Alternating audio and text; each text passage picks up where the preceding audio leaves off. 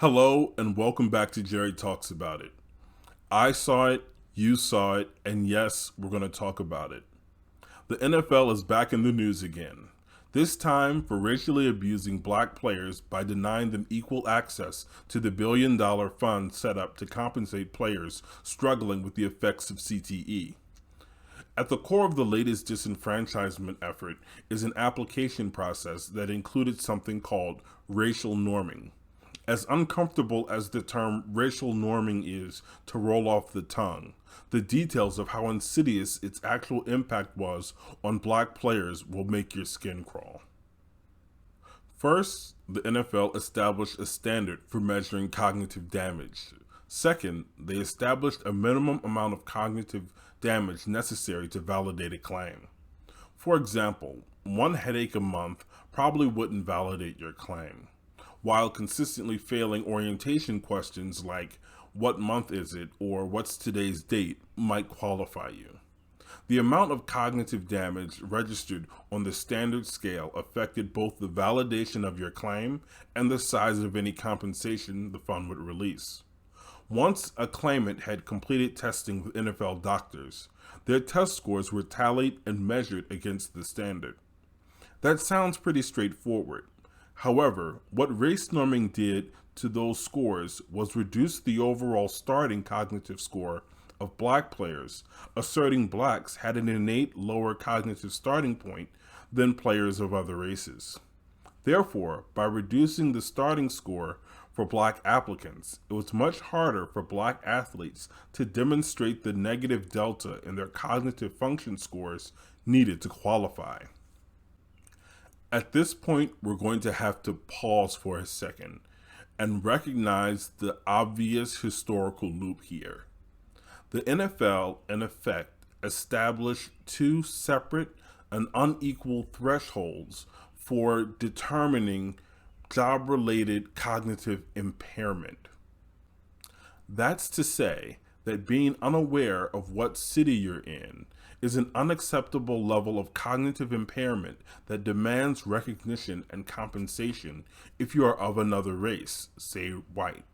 While if you're black, your brain needs to be more injured, more impaired to receive the same level of recognition and compensation in healthcare.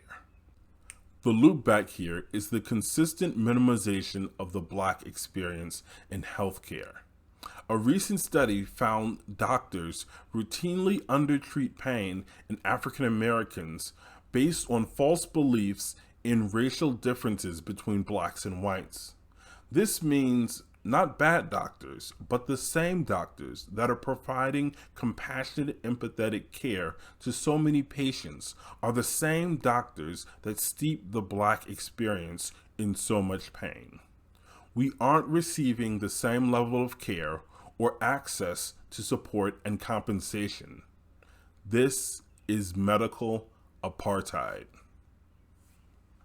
There's no mystery about what we do next. We already have the blueprint. The only unknown is whether or not we'll demonstrate the fortitude to be known as a generation of Americans of consequence. You can multiply your impact by boycotting multiple revenue streams.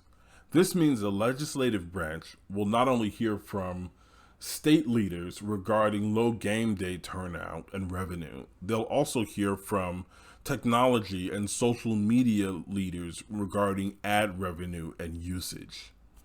Their number one goal is managing their budgets and making a profit, not necessarily being a bulwark against social progress.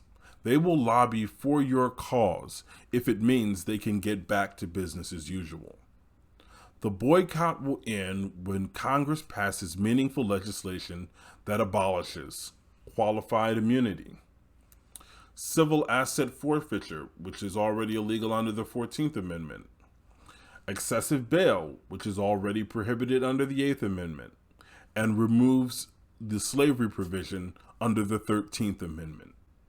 As fantastic and intangible as all of these things may seem, just dreams on the horizon, we have to remember that ordinary Americans had the vision and the passion and the resolve to call forward a more equitable America less than 100 years ago that established the rights that we have today.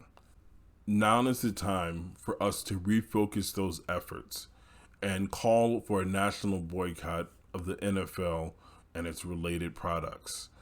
We can either do this now and show the fortitude and resolve to see it through, or we can wait another 381 days after another tragedy or another injustice is done. America has freedom built into it. We have to call it forward into existence, even though we don't see it now. So here's what you can do now to help. 1, share this video. Get this idea out there and let more people about it. 2, take the TikTok approach. Make a copy of this video using your own voice, using your own platform, but speaking with the same voice. Use the links down below to fill in your video and add more detail. I would love to see your finished product. Post your link below. Getting the word out, showing your support, and expressing it from your platform in your circles are one of the most important things you can do in a grassroots movement. Thanks for taking time to talk with me. I would love to hear more from you in the comments.